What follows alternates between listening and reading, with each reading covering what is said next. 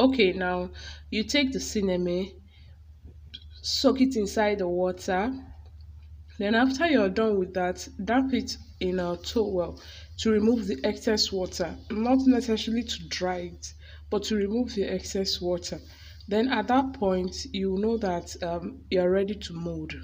When you stretch the cinnamon at this point, it's going to be stretchy, like stretchy. So that is just the idea of soaking it in the water and drying the excess water, so it can be easy for you to mold. So that's just what we'll be doing now.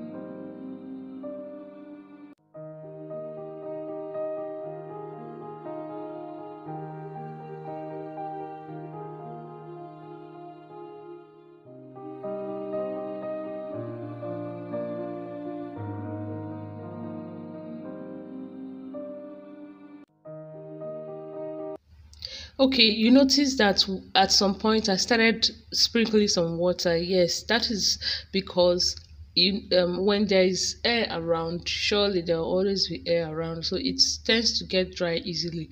So what you do is just sprinkle water, and if you have that bottle where you can actually press something and the water sprays out, you get something like that. I'm yet to get mine, but I'll soon get. So that's just what it's all about here.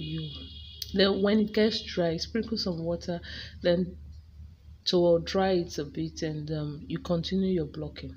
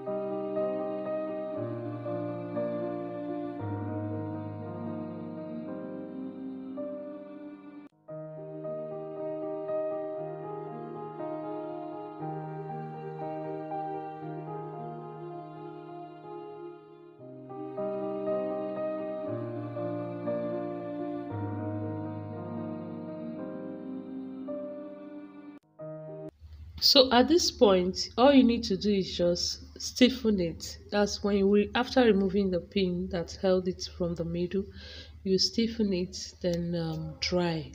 So that's just the thing. So here we'll be ironing this particular part of the fascinator. That's the idea of this. We iron it, remove the pattern paper, then you now iron. And also we'll be ironing the strips, so but it can easily form better loops, as in it can form a more defined loop.